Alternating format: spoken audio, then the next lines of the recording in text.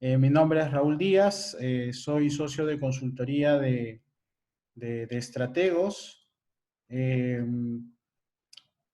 y el día de hoy vamos a ver el webinar relacionado a los retos y oportunidades de ciberseguridad durante y después del coronavirus.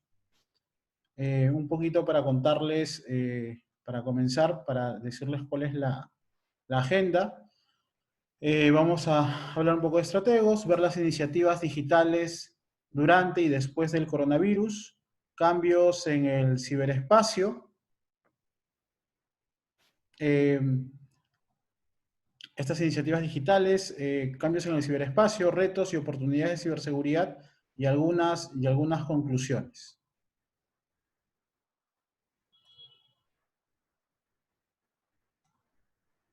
No. Para contarles un poco de estrategos, nosotros somos una empresa eh, que se dedica a la consultoría, tenemos 6 años de fundación, estamos especializados pues, en el sector financiero, energía, en temas de también tarjetas de pago, retail, gobierno, y tenemos clientes en Perú principalmente, algunos en Colombia, Chile y Bolivia. Nuestras líneas de consultoría son la de transformación digital, riesgos y capacitación.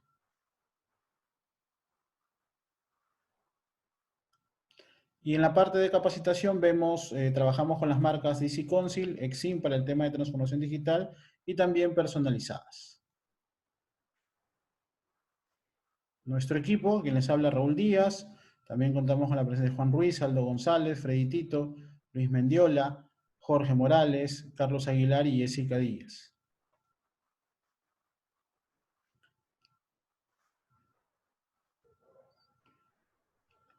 Vamos a comenzar con el tema de iniciativas de transformación digital durante y después del coronavirus.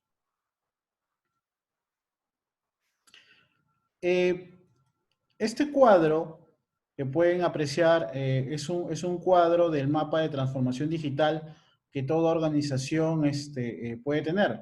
Puede ser de que inclusive no esté haciendo transformación digital, no vamos a entrar a ese punto, pero sí las organizaciones se mueven en estos frentes, ¿no? Muchas veces las organizaciones se pueden mover en el frente tecnológico, hacer cambios organizacionales, cambios estratégicos y cambios con respecto a la perspectiva del cliente. Este cuadro fue diseñado por Luhmann.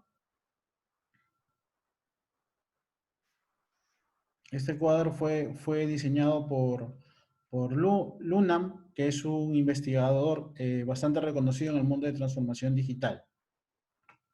Entonces, Luhmann menciona que quienes se enfocan en el ámbito, por ejemplo, interno, y tienen una perspectiva más que nada operacional, hacen una estrategia básicamente tecnológica, ¿no? Donde acá lo que se busca es, por ejemplo, se invierte bastante en tecnologías de la información, ¿no? En todo caso se busca la excelencia operacional, se busca la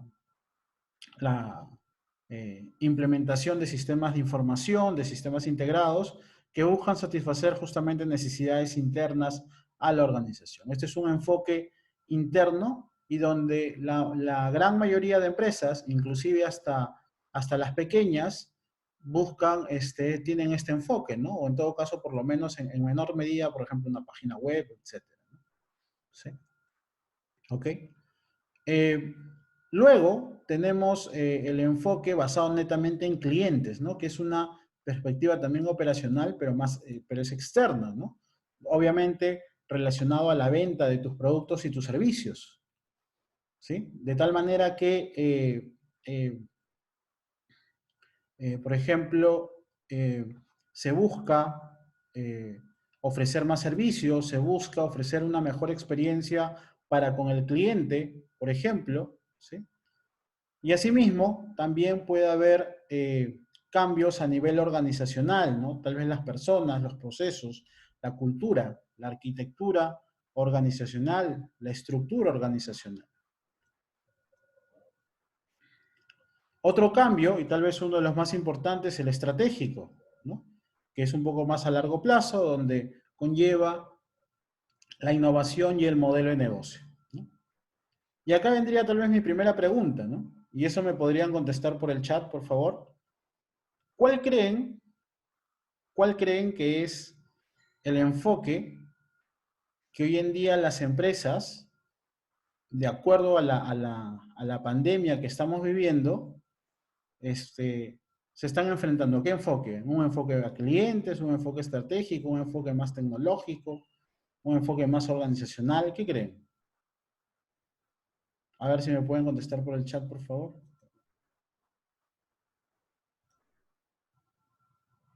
Por ejemplo, Edwin menciona tecnológico, Elmer también tecnológico, Caleb Papasa tecnológico, ¿sí? El tema TI. Y tecnológico y organizacional. Sandra menciona organizacional, Maribel teletrabajo en remoto, que sería tecnológico. Carol menciona estratégica, táctico y tecnológico, ¿no? Yo coincido con que sí, el principal reto primero ha sido el tecnológico. En el aspecto del coronavirus, el primero ha sido el tecnológico. Porque obviamente se han tenido que tender VPN, se han tenido que tender conexiones remotas, se ha tenido que utilizar, por ejemplo, Microsoft Teams, o Zoom, o Canva. En las universidades han tenido que utilizar Blackboard, por ejemplo, ¿sí? Las organizaciones han tenido que también, y eso ha conllevado esa implementación de tecnologías que seguramente en algunos casos la tenían. Por ejemplo, yo les puedo comentar de la experiencia que tengo en la Universidad de Lima. Por ejemplo, nosotros estábamos en un piloto de Blackboard, donde se dictaban algunos cursos 50-50, ¿no? 50% presencial, 50% remoto, pero ahora no saben cuál ha sido el uso agresivo que ha habido con respecto al uso de Blackboard, y eso ha conllevado a otra arista, el aspecto organizacional, que es el que pueden ver en la parte inferior derecha. ¿Por qué razón? Porque las personas se han tenido que capacitar, los profes y los alumnos, tal vez para los alumnos más fácil, pero para los profes, por ejemplo, se han tenido que capacitar, han tenido que ver todas las bondades que te da Blackboard, todas las formas como se maneja Blackboard para tratar de mantener la calidad hasta donde se pueda, obviamente, de la enseñanza. Por ejemplo, ¿no? También les podría comentar acerca de Zoom, ¿no? O de otras herramientas colaborativas, ¿no? Hoy día me llamó un colega que no es de TI, es un gerente de operaciones de una empresa que le vende al sector minero, y me comentaban cómo podían hacer porque se estaban metiendo, por ejemplo, personas no autorizadas a la reunión, por ejemplo, ¿no? Pero del colegio de sus hijos, ¿no?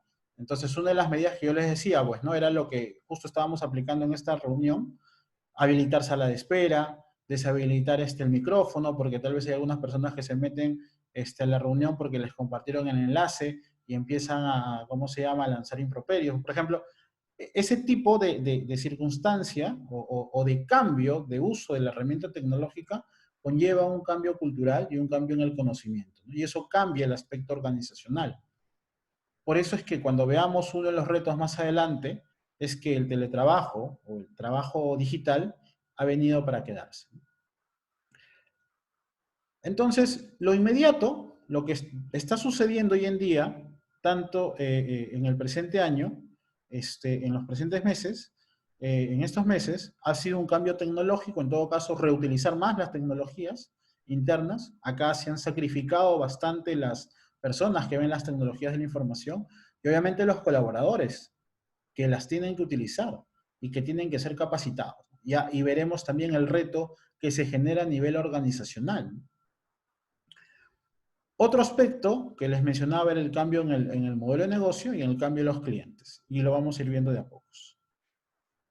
Entonces, las plataformas se van a tener que integrar. Por ejemplo, hoy en día lo que han podido ver es que las organizaciones están utilizando bastante Office 365, seguramente, ¿no? Están utilizando las universidades Blackboard o institutos, etcétera. Las organizaciones están tratando de hacer hoy en día cada vez más data analytics, big data e inteligencia artificial para tratar de captar más datos a los clientes, por lo menos en estos meses, eso es lo que se ha visto en el sector financiero, ¿sí? Donde se está tratando de captar a más clientes, ¿sí? Ok, solamente estoy haciendo cálculos. Ok. Entonces, lo que está sucediendo es eso, ¿no? Las tecnologías eh, se han, cada vez se han ido utilizando más y sobre todo esta situación, esta pandemia, ha hecho de que su uso sea masivo. No ha habido más gran impulso de las tecnologías digitales que ahora, ¿no? Nunca ha habido ese gran impulso porque ha sido por un tema ya de obligación, especialmente en Latinoamérica. Luego podemos mencionar de que el mindset de los colaboradores al ámbito digital ha cambiado. Si antes hablábamos de que era por un tema proactivo, hoy en día es un tema obligatorio, ¿sí? El uso de las tecnologías porque tienen que capacitarse, ver cómo funciona la herramienta, etcétera, ¿no?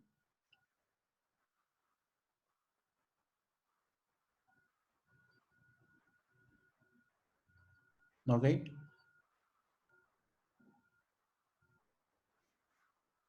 La estructura y también la estructura también estructura organizacional y procesos, ¿no? La cultura organizacional está cambiando, una cultura digital, ¿sí? Lo mismo también con respecto a los modelos de negocio. Hoy en día se va a rediseñar la propuesta de valor, como pueden ver, cuando se estén reactivando las actividades económicas, ¿sí? Y van a ver, por ejemplo, también de que hay una reconfiguración del delivery, ¿no? Especialmente hoy en día que se está hablando mucho de que las organizaciones comerciales, o por lo menos en temas de alimentos, van a ir por este lado, ¿no? Entonces, la proliferación de aplicaciones web, la proliferación de apps, ahora que se está hablando del delivery con robots, hay una empresa que está queriendo ingresar al Perú para este tipo de delivery, por ejemplo, etcétera. Entonces, el modelo de negocio o cambia totalmente o cambia parcialmente para que las empresas puedan sobrevivir. Por consiguiente, eso impacta en la ciberseguridad. Y vamos a ver cómo. Entonces, eso es lo que se viene para las organizaciones. Y obviamente creación de nuevos modelos digitales. Hay algunas empresas que cambiarán netamente al mundo digital porque obviamente ahora que las personas se volverán por obligación, tal vez ante esta pandemia, eh, obviamente los negocios digitales eh, aumentarán, ¿sí? Esa es la predicción, no solamente en el Perú, sino en Latinoamérica. Luego que las organizaciones cambian, van a tener que enfocarse al cliente y van a buscar la experiencia al cliente. ¿Cómo se desarrolla la experiencia al cliente? De lo que hemos podido, por ejemplo, examinar en las diversas organizaciones o en las diversas industrias, ¿no? Y donde tal vez la industria de retail trata de invertir cada vez más y también el sector financiero. La omnicanalidad. ¿Qué es la omnicanalidad? Es el tratar de brindar un servicio que pueda ser en el mundo digital o en el mundo físico, a través donde tú puedes iniciar, por ejemplo, por un canal físico, tú puedes iniciar por un canal físico y puedes terminar en un canal digital, ¿no? Es decir, por ejemplo, la unicanalidad ya era una actividad que, por ejemplo, en los retails ya se daba, ¿no? Donde tú, por ejemplo, comprabas por aplicación web y decías de que lo puedas recoger en tienda, ¿no? Ya, por ejemplo, eso es ir por un canal digital y terminar la compra, inclusive con el delivery, por un canal físico, por ejemplo, ¿no? Entonces, esa es la omnicanalidad. Los negocios, no solamente los retails, van a buscar también esa omnicanalidad, la interacción entre lo físico y lo digital, y ahora especialmente en intercambiar pues, aspectos netamente digitales hasta que la cuarentena se vaya levantando. Y esto también es importante. Eso también es importante. ¿Por qué? A ver, acá voy a... el caso del Customer Journey, que es el viaje del cliente, ¿no? ¿Cuál va a ser el mejor viaje del cliente a través del servicio que va a tener la organización? De tal manera que se pueda, de tal manera que, la, que el cliente tenga una mejor experiencia. Entonces, para esto, por ejemplo, en el aspecto de omnicanalidad y Customer Journey, se están utilizando ya herramientas tipo chatbots, ¿no? Se están utilizando tecnologías que se van a enganchar de Big Data, por ejemplo, con respecto al Customer Journey o de inteligencia artificial, ¿sí? Donde se van a predecir justamente estos comportamientos, ¿sí? Entonces, como les decía, lo primero que se viene para el 2000, o en este año, lo que estamos viviendo actualmente, enfoque de tecnologías y organización.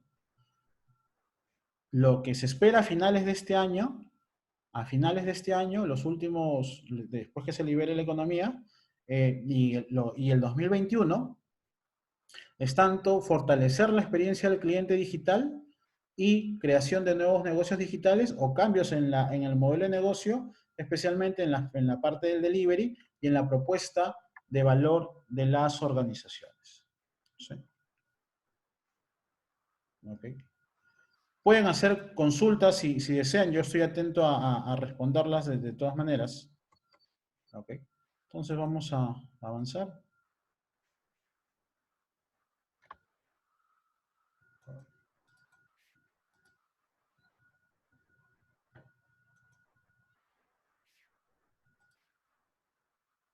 Un ratito, quiero saber esto. Ok. Entonces vamos a ver, ¿qué es lo que sucede? La ciberseguridad es directamente proporcional a la transformación digital, ¿no?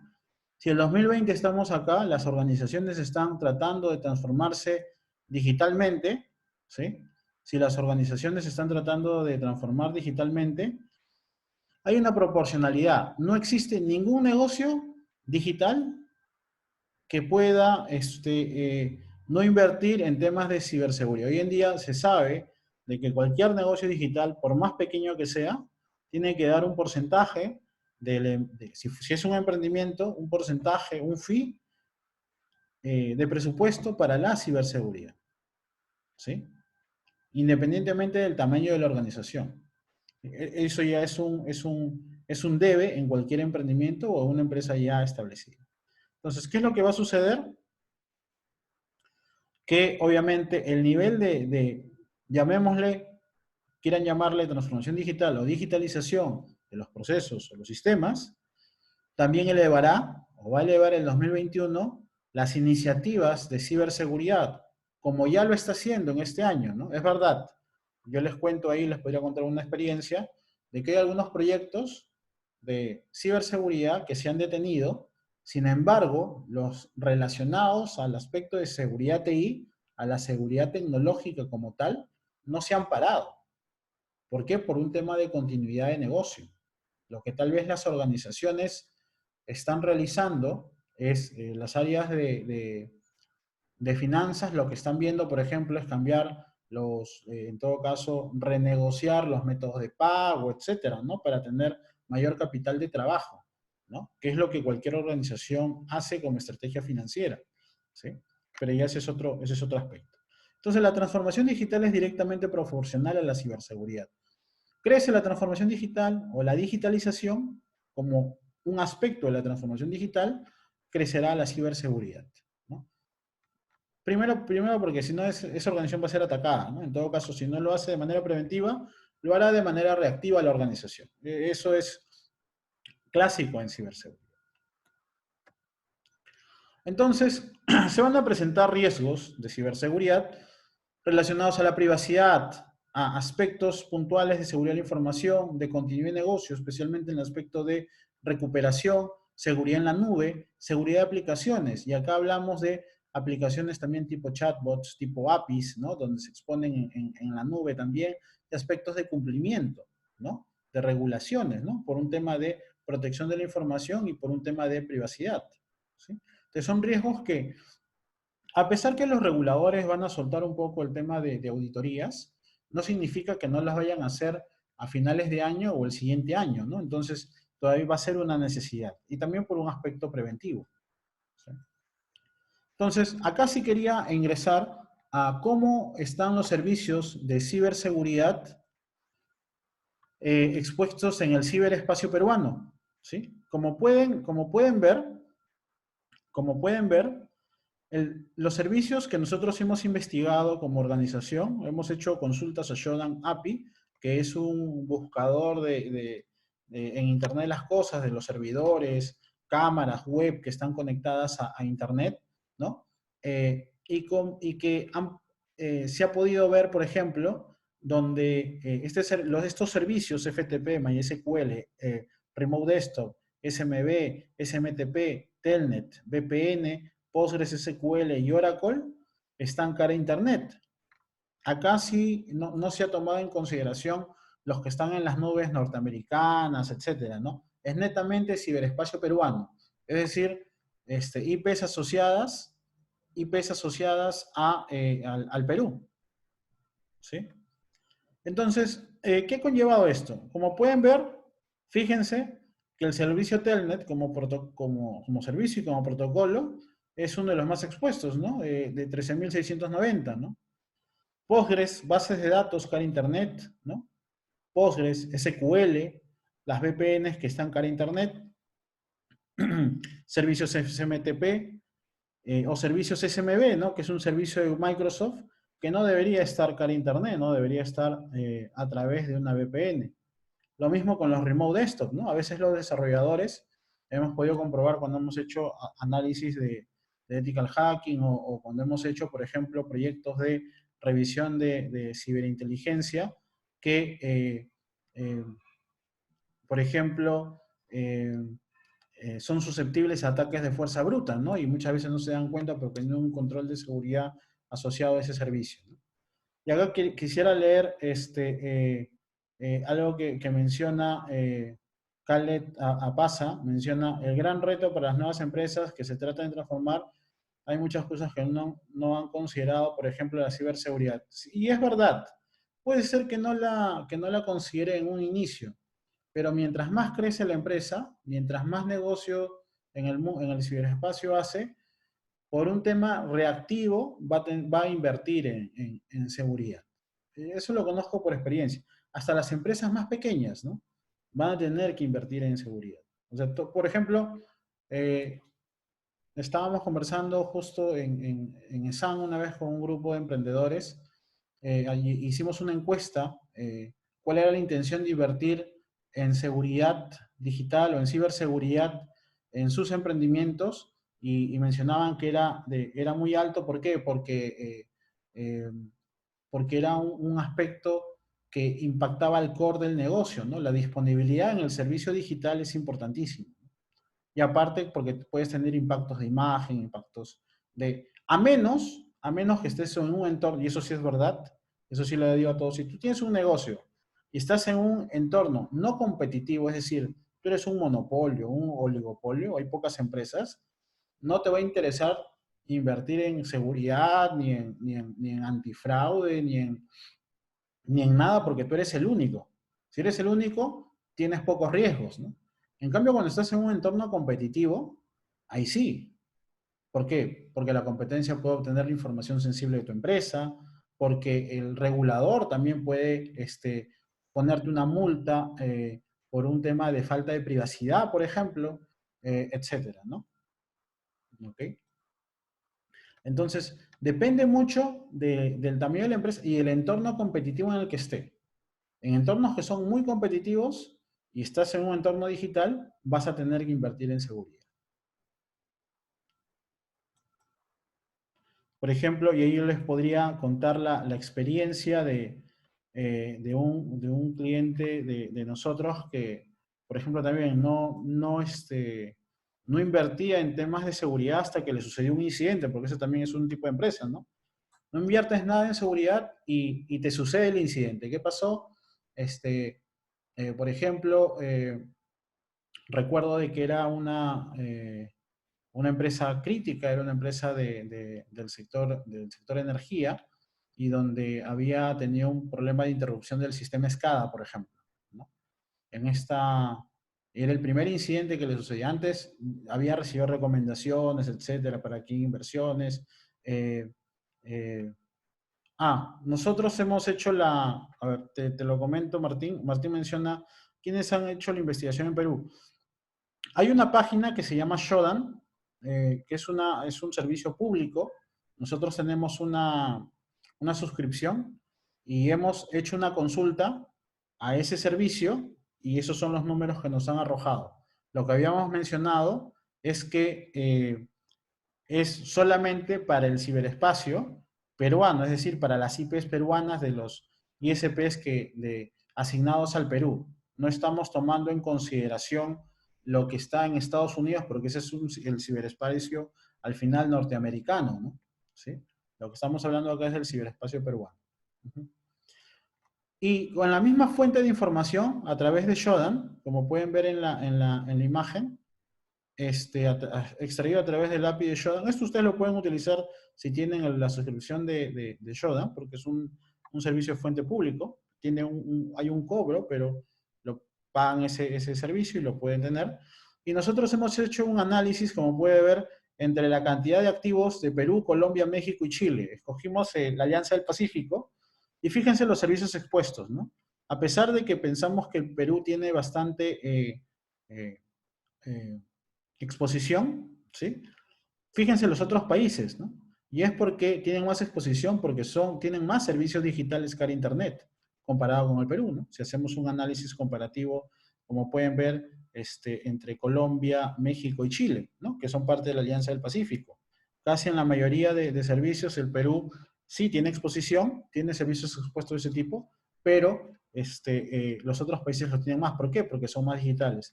A mayor digitalización, mayores servicios expuestos, mayores riesgos de ciberseguridad. Entonces, por eso le decía, el salto que va a dar el Perú en términos de digitalización o de transformación digital van a ser grandes, seguramente, por esta coyuntura, porque las organizaciones van a tener que transformarse y por consiguiente los aspectos de ciberseguridad van a ser primordiales. Eso sin decir, sin, eh, no tengan duda en todo caso de ello, ¿no? Eso es lo que nosotros estamos viendo hoy en día en las empresas que atendemos y vemos, ¿no? Las inversiones y los presupuestos cómo se están moviendo de acuerdo a esta circunstancia que se está, que estamos pasando, ¿no?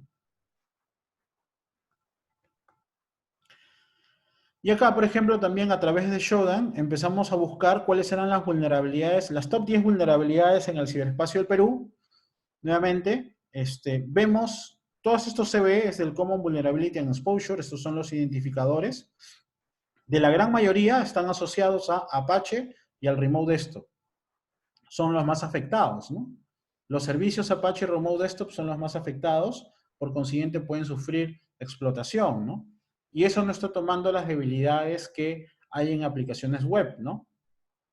Como vamos a ver hoy en día, el uso de la agilidad de estas herramientas también que lanzan todo el código fuente o toda la lógica de negocio para el lado del cliente, hacen de que las aplicaciones tengan mayor riesgo e eh, inclusive traten información sensible de las organizaciones o información de los clientes y que un atacante los pueda analizar localmente, ¿no? Eso es lo que se está viendo bastante dentro de los proyectos de, de seguridad que hemos estado viendo después de la cuarentena, por ejemplo, ¿no? Y entonces vamos a entrar a los retos y oportunidades de ciberseguridad. Ya hemos visto el panorama, hemos visto cómo las iniciativas de transformación digital o digitalización se han ido moviendo desde una perspectiva tanto tecnológica, más operativa, una orientación organizacional y a finales de este año y inicios del próximo a un enfoque más estratégico y un enfoque más de clientes. Entonces, como les mencionaba, el primer reto, el teletrabajo vino para quedarse. O sea, se va a quedar, ¿no? Es algo con el cual vamos a convivir, ¿no? Por ejemplo, ahí les puedo contar, el sector financiero está haciendo un plan para ir reactivando operaciones presenciales de colaboradores prácticamente en lo mínimo necesario. Se dice de que va a ser tiendas, van a atender, pero las sedes corporativas van a ir lo mínimo posible. Se está hablando de un 10% a 5%, especialmente porque hay entidades financieras que obviamente comparten un mismo edificio, ¿no?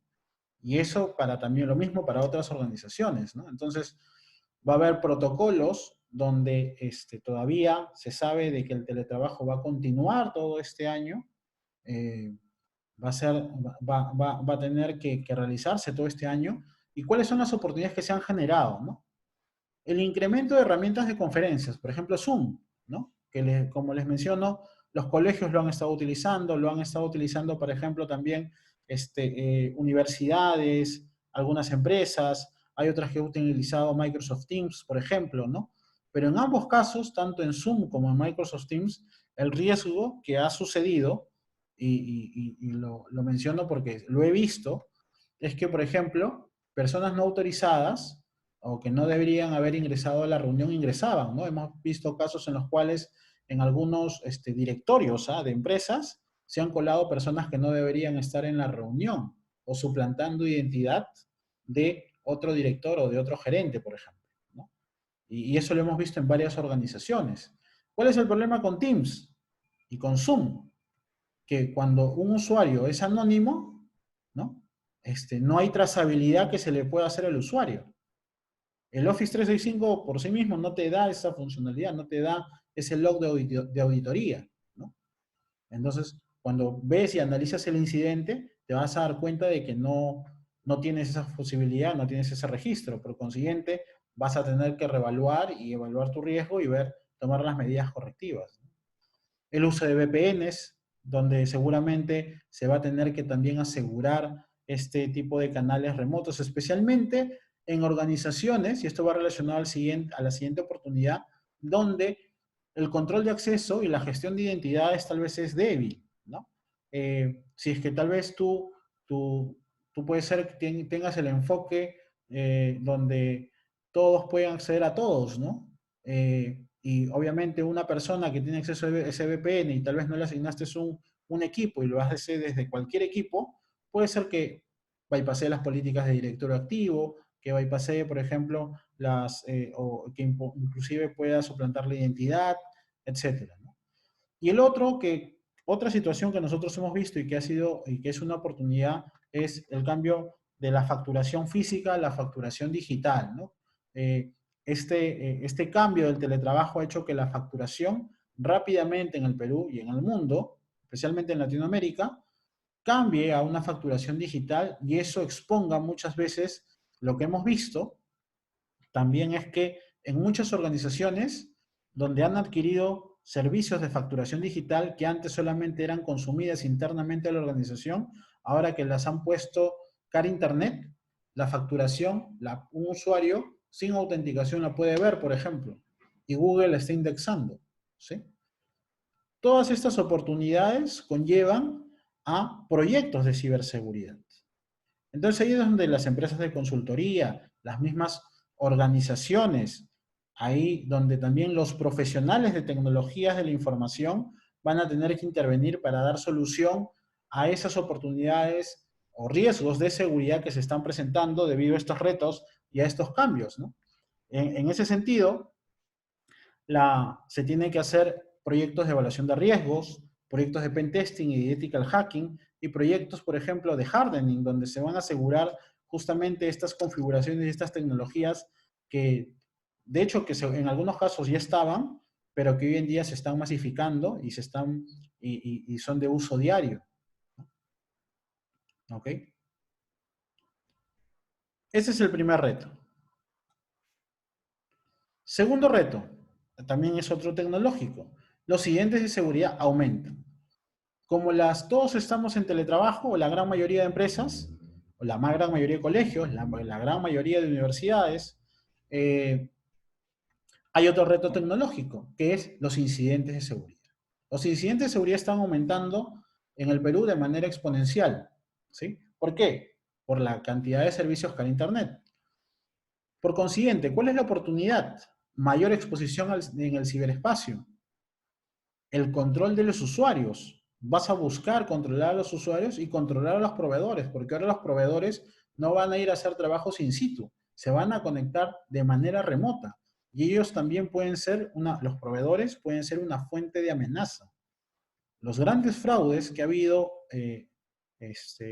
si es que analizan el caso Target, que les recomiendo, que es un caso que van a encontrar bastante documentación en Internet, que se realizó en 2016. En el caso Target, van a encontrar que el ataque vino primero, hackearon al proveedor y del proveedor saltaron a la compañía objetivo, que en este caso fue Target, por ejemplo, ¿no?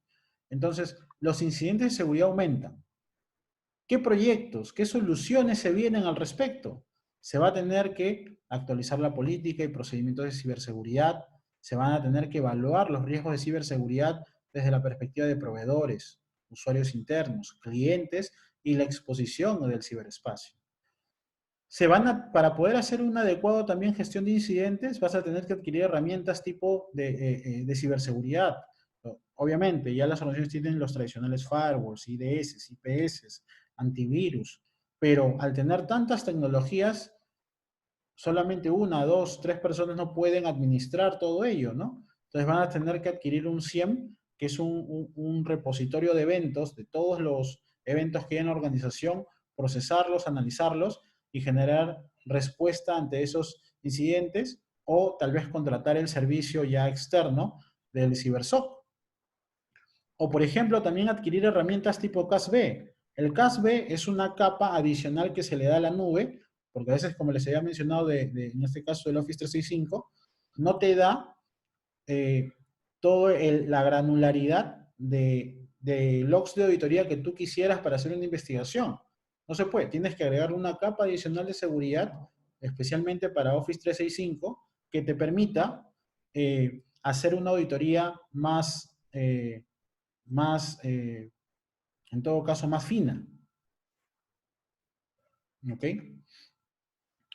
Esos son los proyectos, como les decía, que se vienen y que estoy viendo también en el mercado Perú, por lo menos en los mercados donde nosotros tenemos participación, que se están viniendo, ¿no? Casi todas las empresas hoy en día están en un proceso, las empresas por lo menos grandes, están entrando en un proceso, hasta medianas me atrevería a decir, están entrando en un proceso de evaluación de riesgos, ¿sí?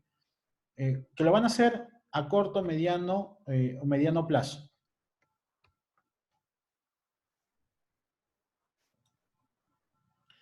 Acá vale la pena mencionar algo, ¿no? En el caso, me había olvidado de mencionar, el caso de inteligencia de amenazas internas y externas, ¿ya?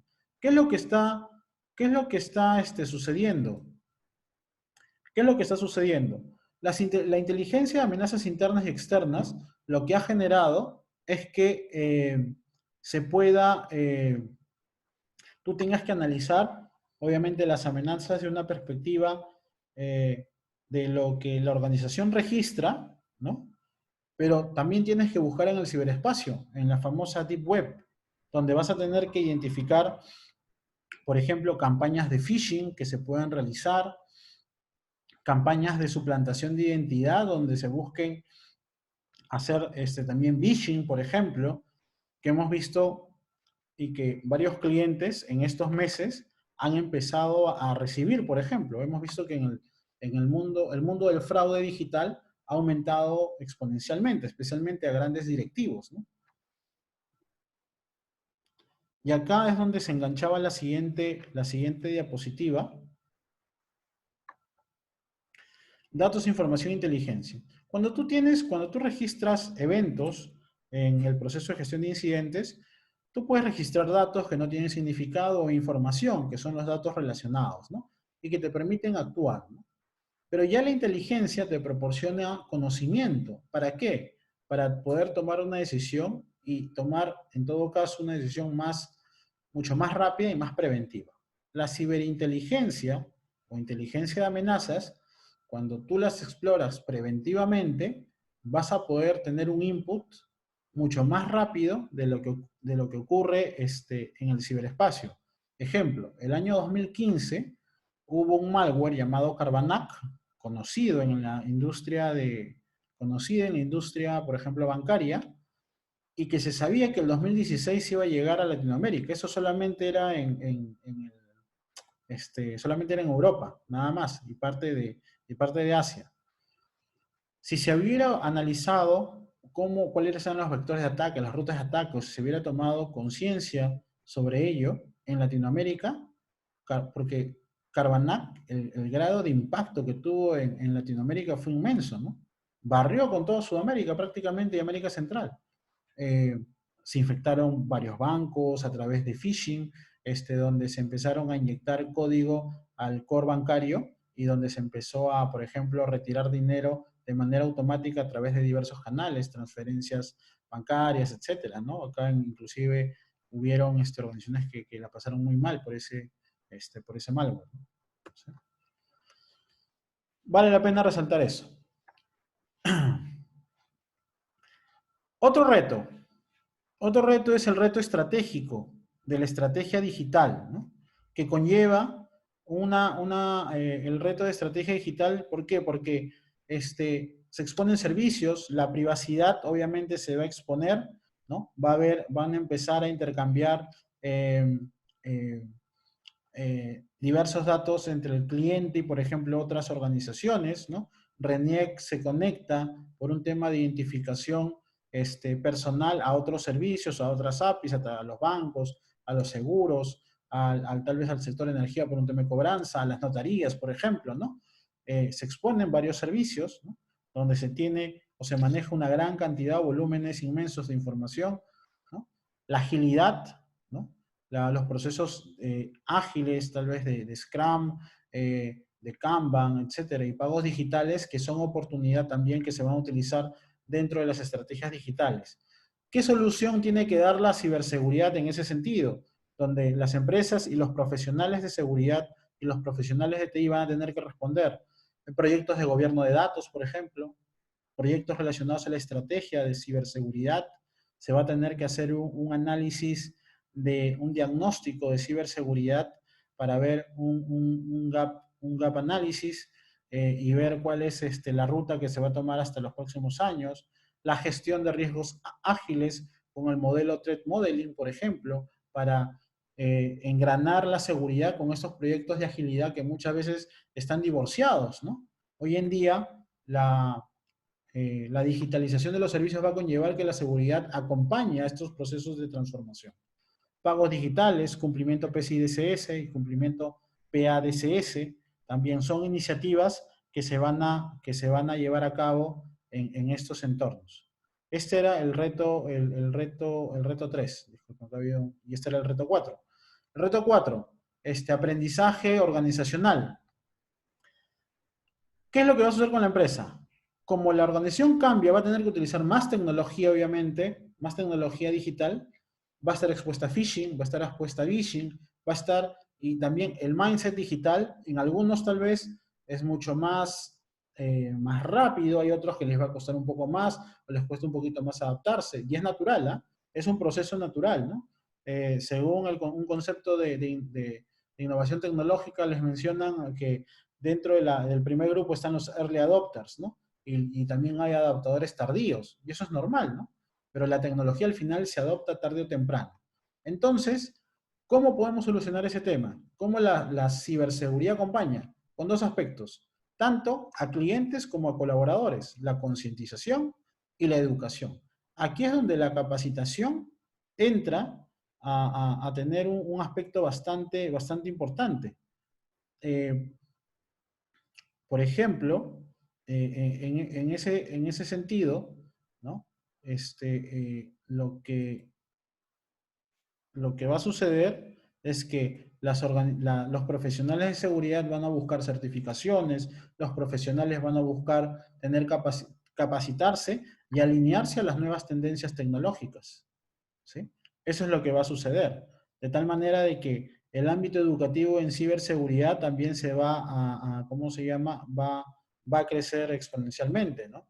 Ya hay universidades que han sacado diplomas, han sacado maestrías, o hay una gran cantidad de certificaciones técnicas y de gestión en términos de ciberseguridad, por las cuales pueden optar. Y no se puede negar el tema de concientización, ¿no? La concientización a los colaboradores y a los clientes, ¿no? Por la gran cantidad de fraudes que hoy en día, por ejemplo, se está apreciando y que se puede, y en los cuales van a estar expuestos. Eso es una realidad, ¿sí? ¿Ok? Ok.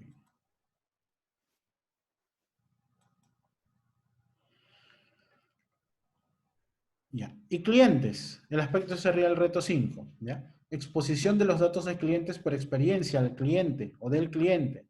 Entonces, como las organizaciones hoy en día, y lo van a, y se va eh, y seguramente muchas ya lo están haciendo,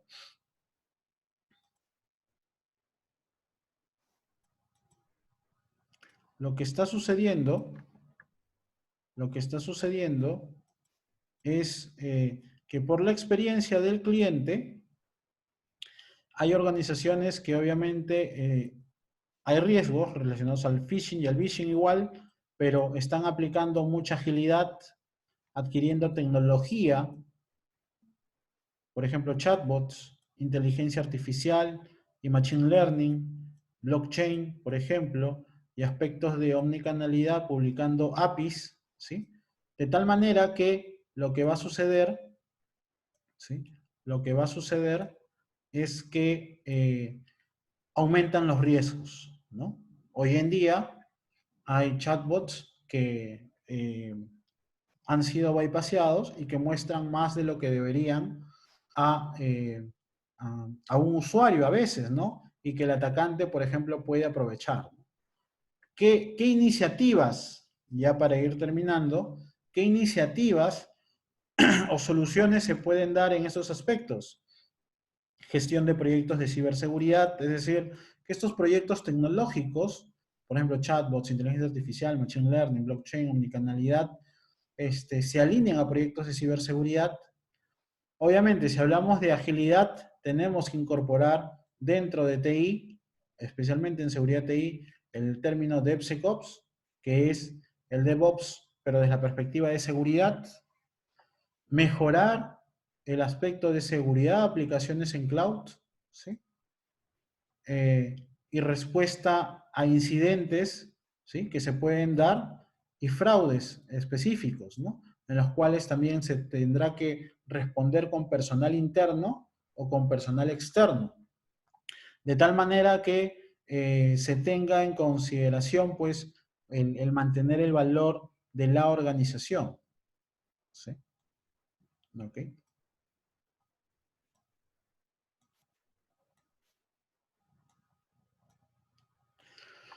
Al final, las empresas van a tener que hacer este análisis. Ven acá todas estas aristas. Esto es parte de un análisis de madurez, ¿no? Según el NIST Cybersecurity Framework, que es el framework más utilizado en términos de ciberseguridad, donde vas a tener que evaluar tu nivel de capacidad y tu nivel de madurez, ¿no? Ya cuando estés en un enfoque estratégico, hoy en día las organizaciones, durante el coronavirus o hasta que estemos aislados o en cuarentena, esto no se va a realizar. Como les había mencionado, los principales retos hoy en día son operativos, son tecnológicos y más organizacionales. Pasado junio, finales de este año, inicios del siguiente, van a ser más estratégicos y se retomarán los proyectos de estrategia de ciberseguridad, ¿sí? Y nuestra visión es que con más fuerza todavía. ¿Por qué razón? Por el tema de reactivación económica, por un tema de mayor satisfacción al cliente, por un tema de recuperar a los clientes, recuperar la economía, y no solamente en el Perú, eso es en toda la región y en todo el mundo. Eso es lo que va a ocurrir, ¿no? En industrias más, en todo caso, más maduras en seguridad, hay inclusive certificaciones de seguridad que el Estado les obliga a cumplir a las empresas, inclusive de medianas a grandes, independientemente de la industria en la que estén, por ejemplo, ¿no? Entonces, este es los niveles, por ejemplo, de capacidad, un ejemplo de niveles de capacidad que vas a tener desde la perspectiva, pues, de todas las capacidades de ciberseguridad, desde la perspectiva de identificar, ¿no? Desde la perspectiva de protección, de proteger tus activos críticos, desde la perspectiva de detectar, ¿no? Cuáles son los incidentes o cuáles pueden ser esos incidentes o eventos de seguridad, cómo vas a responder una vez que ocurran estos incidentes y cómo vas a recuperar, ¿no? Cómo recuperarías los servicios en caso ya de ciberataques, ¿no? De tal manera de que cuando tú termines cuando inicies una estrategia, primero harás tu diagnóstico, harás tu ASIS, tendrás seguramente un gráfico de este tipo a nivel de toda la organización y que puedas eh, por ejemplo, ver el grado de madurez en una escala del 0 al 5. Normalmente las organizaciones en el Perú que ya tienen un sistema de gestión de seguridad implementado, tienen entre un 2, un 2.5 en términos de ciberseguridad, ¿no? Pero si no implementaste o eres una empresa que ni siquiera tienes un ISO 27001, estarás en 1, llegando a algo a 2, ¿sí? Y otras empresas pues en 0. No va a depender de, de la conciencia de seguridad o si es que ya te atacaron, ¿no? Eso normalmente es la forma como es que la seguridad entra, la ciberseguridad entra en una organización. Y ya para terminar y pasar algunas preguntas adicionales que puedan tener, este, eh, eh, eh, las conclusiones, ¿no? El COVID ha impactado en las organizaciones y en los modelos de negocio, como les había mencionado. Por consiguiente, a las iniciativas de ciberseguridad, la respuesta de las organizaciones será inicialmente operativa y luego estratégica, ¿no? Las organizaciones buscarán mejorar la experiencia digital de los clientes, seguramente a finales de este año, al próximo, ¿no? Hay algunos que ya tenían algunos proyectos de experiencia al cliente, por ejemplo, conozco ya el sector retail, el sector financiero, que ya tenían proyectos en marcha y lo están continuando, ¿no? Porque saben que, por lo menos en el caso de ellos, es algo que se viene y sería no estratégico, no continuar con ese tipo de proyectos. Eh, Luego, también las inversiones de ciberseguridad del 2020 serán principalmente en aspectos operativos y el 2021 o finales del 2020 se aplicarán inversiones estratégicas digitales y esto irá acompañado de proyectos de ciberseguridad, ¿no? Entonces, nuestra predicción es que sí, la ciberseguridad va a recibir seguramente un impacto, pero las inversiones van a ir orientadas más al aspecto operativo de la seguridad y al aspecto tecnológico y el aspecto estratégico ya cuando se reinicien las operaciones. Y si imaginemos que la empresa decide no invertir en ciberseguridad, lo que va a suceder, y eso estoy muy seguro, van a empezar a recibir ataques y fraudes. ¿Por qué? Porque hasta los que eran script kiddies, que son gente que utiliza o que tiene pocos conocimientos de seguridad, utilizan herramientas, hoy en día, por esta cuarentena que les ha dado más tiempo, considero de que van a estar inclusive más incisivos y también saben de estas tendencias. No crean que no las ven, seguramente. Hasta todas las personas, hasta los ciberdelincuentes, se adaptan y hacen tendencias. Por eso es que si hacen un análisis, y los invito a que vean Google Trends, fíjense cuántas personas en el Perú buscaron la palabra coronavirus, obviamente que es de interés nacional, y, por ejemplo, nosotros hicimos un análisis en fuentes de ciberinteligencia y donde vimos de que solamente el 28 de abril se habían creado 500 dominios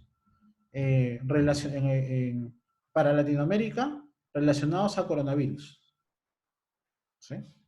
500 dominios, ¿no? ¿Para qué? Para phishing, ¿no? Y que tenían malware dentro, inclusive de las páginas asociadas, ¿no? La industria de ciberseguridad crecerá, eh, va a crecer, las organizaciones tendrán que adquirir nuevas capacidades tecnológicas y humanas. Y en las capacidades tecnológicas seguramente adquirir tecnologías de ciberseguridad, pero también personas con competencias de ciberseguridad.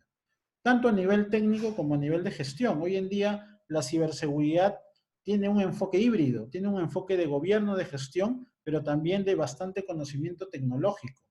Y ese es el gran reto también para los profesionales de ciber, o que se quieren dedicar a temas de ciber. Y obviamente esas competencias tendrán que ser cubiertas o por las organizaciones o por el propio profesional de seguridad de acuerdo a su interés. Las organizaciones serán más conscientes a corto plazo sobre la capacidad de resiliencia. Hoy en día, por ejemplo, yo les cuento también que muchas de las organizaciones, inclusive el sector financiero, no tenían el escenario, por ejemplo, de amenaza de pandemias, cosa que en otros países que han sufrido más crisis, que inclusive que el Perú, sí la tenían. Por ejemplo, yo recuerdo que cuando fuimos a un evento en México, por ejemplo, me sorprendió que varias empresas tenían bastante desarrollado los programas de continuidad contra pandemias, por ejemplo. Ya había un protocolo establecido, etcétera, ¿no? ¿Por qué razón? Yo le pregunté, ¿y por qué era? No, lo que pasa es que en México ha sucedido tantas cosas que no nos sorprende que la pandemia, una pandemia llegue acá. Ya por lo menos, no sé si es que tenían los aspectos de salud, etcétera, hechos, eso sí no les podría mencionar, pero a nivel de protocolo sí lo tenían. Algunas empresas peruanas también la tenían, eso no se puede negar, pero considero de que eran mucho menos las que no la tenían. Esta situación, esta realidad ha hecho o hará, si es que ya no lo hizo, que las organizaciones sean más conscientes en su capacidad de resiliencia y continuidad de negocio, y yo creo que van a intervenir o invertir, como ya lo están haciendo, especialmente las grandes. Yo creo que las empresas de menor tamaño también irán haciéndolo progresivamente y tendrán más conocimiento y más conciencia acerca de ello. Eso sería todo de parte mía. Muchas gracias por su atención. Lo que les pediría es que si tienen consultas, dudas, las pueden hacer. Acá me menciona Edwin. Para el tema de las evaluaciones y auditorías para los sistemas en la nube, ¿qué aplicación o sistemas podrías recomendar? Eh, primero yo te recomendaría que tú tendrías que tener primero definir una guía de auditoría. ¿Por qué razón? Los auditores de sistemas primero tienen y ahí yo te recomendaría, existe una guía de auditoría para cloud en ISACA, ¿ya? ISACA publicó una guía de auditoría que está relacionada con COVID para hacer cada uno de los procesos todos los pasos de la auditoría. Ahora, en cloud, tú tienes que ver primero y asociar qué es lo que vas a realizar. Ejemplo, ¿no? Ejemplo.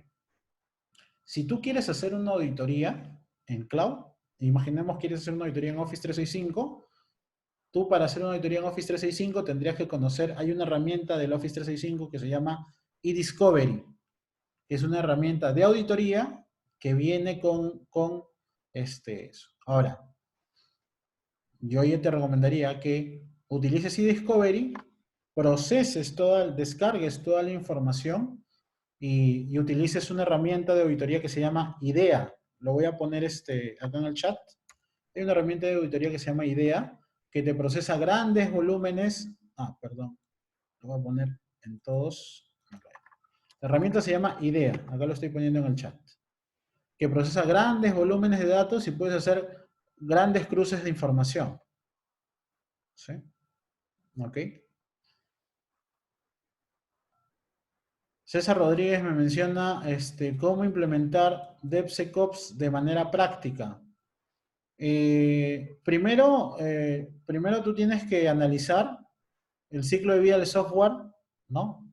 Y ver el nivel de madurez de DevOps de la organización. Ese es el primer paso, ¿no? El primer paso es hacer un diagnóstico de DevOps sin DevSecOps todavía. Hacer un diagnóstico de DevOps y ver el grado de madurez. Si no hay DevOps instalado, pues por demás que hagas DevSecOps. Entonces, primero evalúas la madurez. Si es que ya hay algo implementado, lo que tienes que hacer es definir qué herramientas por cada ciclo de vida del software vas a utilizar para mecanizar la seguridad dentro del ciclo de DevOps, ¿no? Tipo Vagrant, tipo Insane, herramientas que te van a justamente permitir, ¿no? El primer paso es hacer el diagnóstico, el segundo paso va a ser seleccionar justamente las herramientas necesarias que deben ser integradas, por ejemplo Jenkins, que va a ser el orquestador de DevOps y que te va a permitir integrar con otras herramientas, por ejemplo SAST, ¿no? Y acá les pongo la terminología, el famoso SAST, que es para revisión de código estático, ¿no? ¿Qué tienes ahí? Por ejemplo, tienes por ejemplo, lo voy a poner para todos, el SAST, que es de revisión de código estático, y tienes que aplicar también DAST, ¿no? Revisión de código dinámico, ¿no? Tienes que tener también herramientas como código. Hay un libro, hay una literatura que se llama,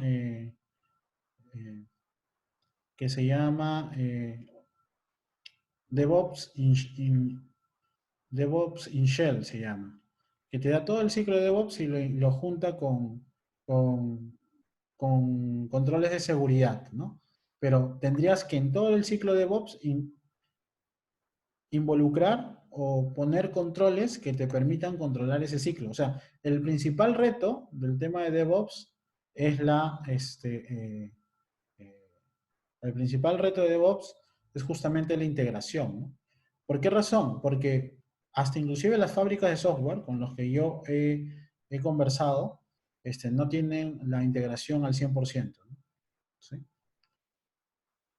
Ok, a ver, para Antonio mencionaba, si el personal de una gran empresa ahora trabaja en remoto, ¿crees que esto promueva servicios de terceros y ya no tanto el personal interno?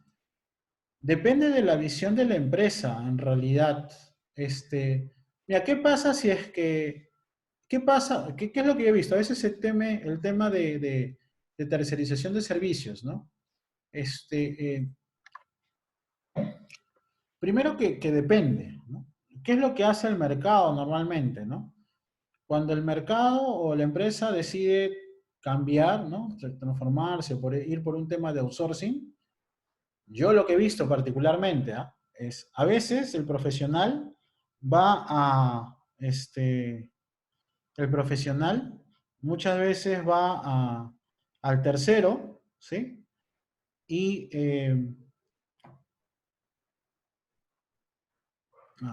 va al tercero, o es, imaginemos, contratado por un tercero, obviamente porque tiene el conocimiento, ¿no? Y lo que he visto también es que a veces esa persona que salió de la empresa y se fue al tercero, a veces regresa a la empresa por el conocimiento que tiene. Yo considero de que el profesional se hace más valioso de acuerdo al conocimiento y experiencia que tiene y por consiguiente de que podría ocurrir, de que podría migrar personas de la organización al tercero, sí, es verdad. Eso ocurre, ¿no? Pero, por ejemplo, yo les comento la experiencia de que a veces, hoy en día, por ejemplo, se está discutiendo la tercerización. En el mundo académico se está discutiendo la tercerización. ¿Por qué razón? Porque la tercerización tenía dos objetivos. El primer objetivo es que supuestamente la calidad del servicio aumentaba, ¿sí? La capacidad y los costos se reducían. Esos eran los dos: calidad, costo, mejor servicio. Esos eran los tres aspectos. ¿Y cuál creen que es el que menos se ha, ya del análisis que se ve de las empresas que, especialmente, que tercerizan todo, especialmente fábricas de software, ¿ya?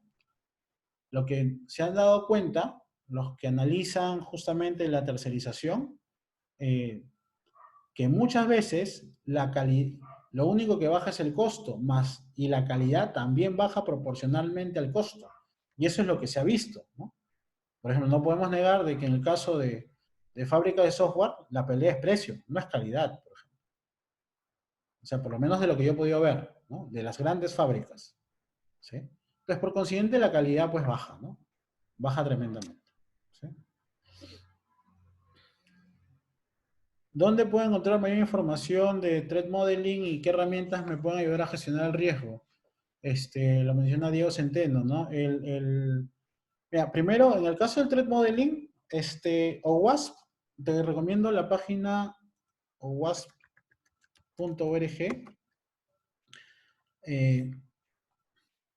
Tiene un documento de threat modeling.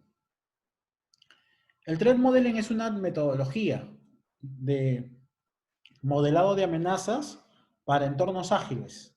Es más, OWASP tiene una herramienta que se llama Cornucopia. Si mal no recuerdo, se escribe así. O con K, no recuerdo. O busca esto, es algo parecido. Que te permite utilizar unas técnicas llamadas casos de abuso, donde se ven justamente los riesgos y las amenazas, y eso se integra con la metodología Threat Modeling. Eso te da wasp.org, hay bastante documentación, inclusive hay PPTs de toda la metodología de Cornucopia, ¿no?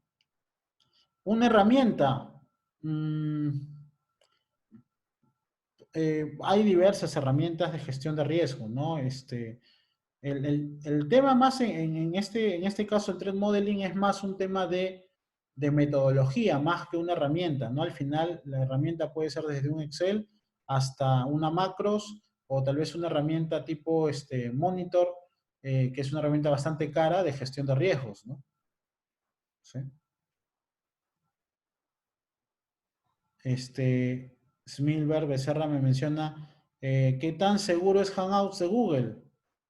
Hangouts de Google, bueno, todo lo que es Google, sé que está dentro de así como se dice que Zoom está conectado a servidores chinos y se hace vigilancia de los videos que hay en China, yo podría decir que Google o cuando Snowden reveló la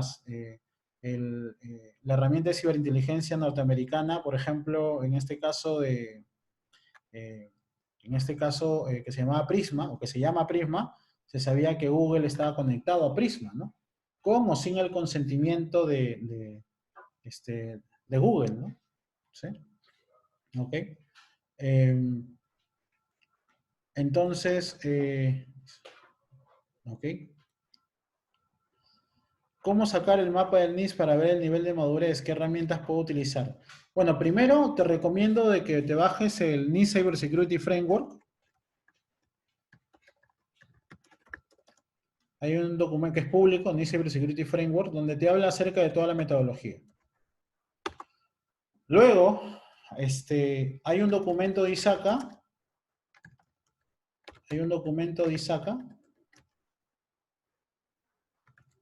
que se llama Implementing NIST Cybersecurity Framework. NIST Cybersecurity, sí. NIST Cybersecurity Program se le llama.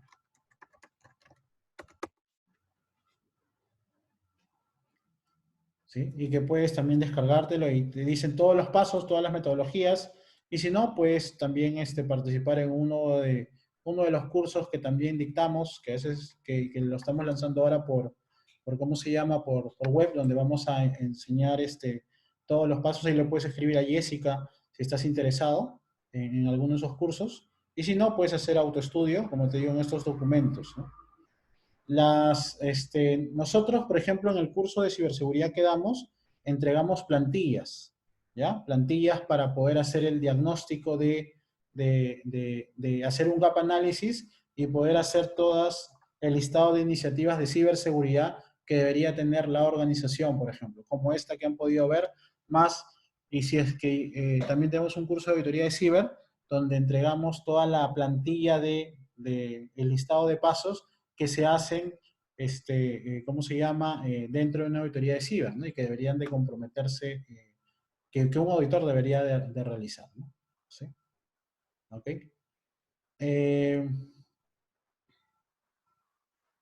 Eh, me mencionan por ahí, Pedro, aparte de la gestión de riesgos, el famoso DRP y BCP tienen que estar también de la mano. ¿Podría recomendar cómo realizarlo?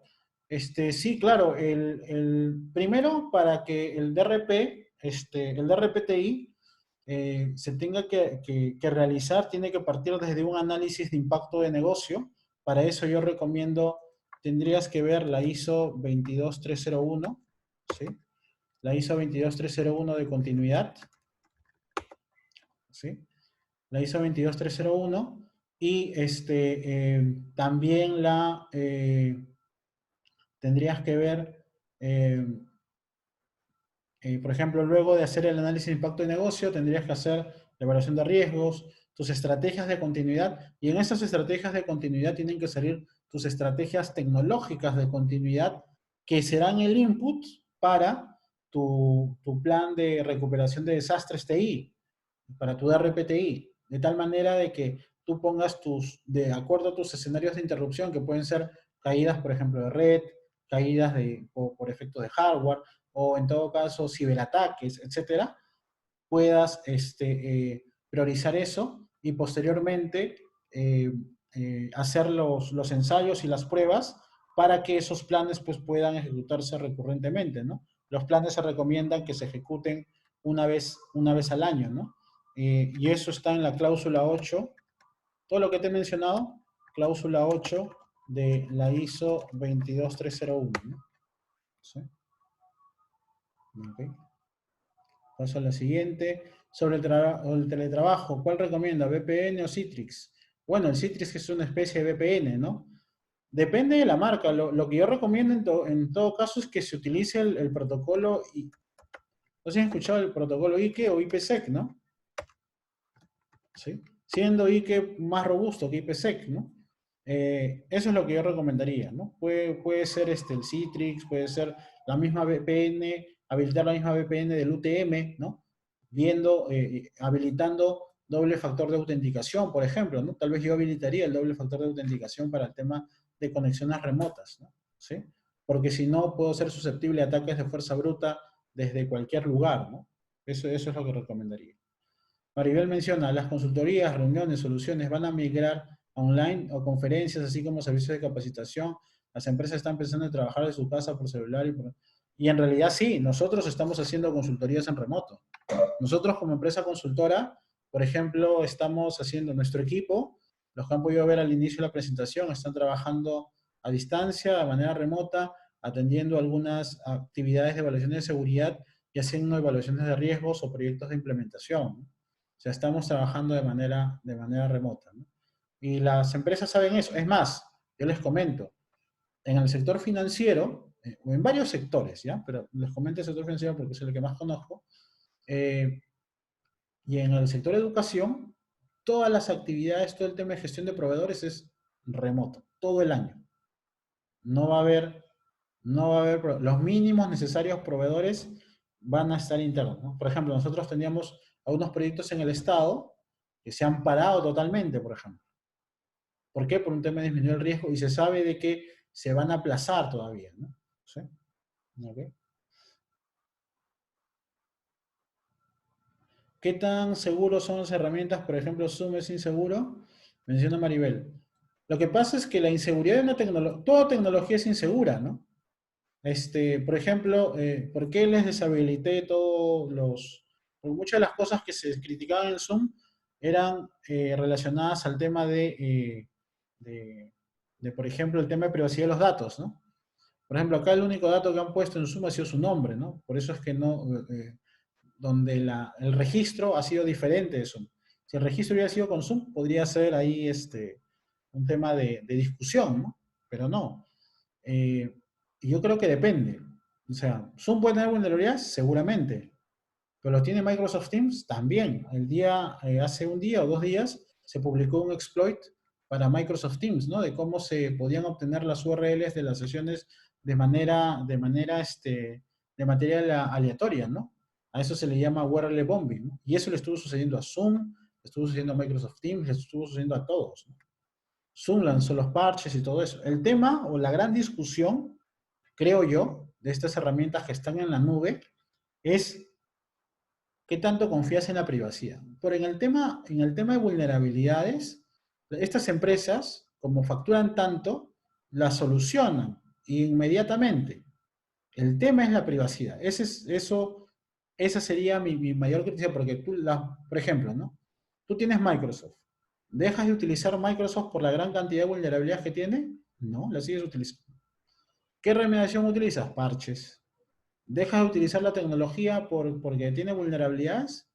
Hay, hay gente de TI que he visto que tienen hasta, que es una posición obviamente insegura y que no actualizan, por ejemplo. O están sin antivirus, etcétera, ¿no? Entonces yo creo que el tema tecnológico, la discusión va por un tema más de confianza, de confianza. Yo creo que la percepción que recibe la persona, porque yo les podría decir, ¿cuál es más seguro, Zoom o Microsoft Teams? Yo les podría decir que los dos tienen vulnerabilidades. Va a depender de la percepción que tenga tal usuario con respecto al, ¿cómo se llama? Para un entorno, tal vez de acuerdo al entorno o el contexto en que esté. Lo que yo sí digo, ¿no? Si tú eres una empresa que has adquirido Office 365, yo te diría, utiliza Office 365, porque es una buena herramienta, etcétera, ¿no? ¿Sí? Si eres una empresa que, por ejemplo, no tienes Office 365 y Zoom se ajusta a tu presupuesto, utiliza Office 365 o utiliza Zoom, por ejemplo, ¿no? Yo creo que las herramientas se ajustan al nivel de, de, de adopción y situación y contexto, ¿no? Dice en casa ya que no tiene seguridad, están abiertos, webcam, herramientas, este, etcétera. No, pero Zoom, por ejemplo, yo tengo acá una pestaña como moderador para deshabilitar, por ejemplo, el micrófono y todo eso. Lo que no he deshabilitado creo que es el video, pero sí tengo para deshabilitar micrófono, deshabilitar inclusive chat y todo eso. O sea, sí se puede ajustar, ¿no? ¿Sí? Claro, por ejemplo, acá Juan, que es parte de estrategas, mencionaba, ¿no? Acá la vulnerabilidad que se ha publicado en Microsoft Teams, ¿no? También, ¿no? Y que ya salió seguramente un parche y se está actualizando, ¿no? O sea, depende mucho nuevamente, depende de la realidad de la organización, ¿no? O sea, va a depender del contexto, ¿sí? Aparte, la seguridad se tiene que hablar de una seguridad en capas. La seguridad no puede depender solamente de una tecnología. Tiene que ser en diferentes capas y en diferentes estados, ¿sí? ¿Ok? Listo, señores.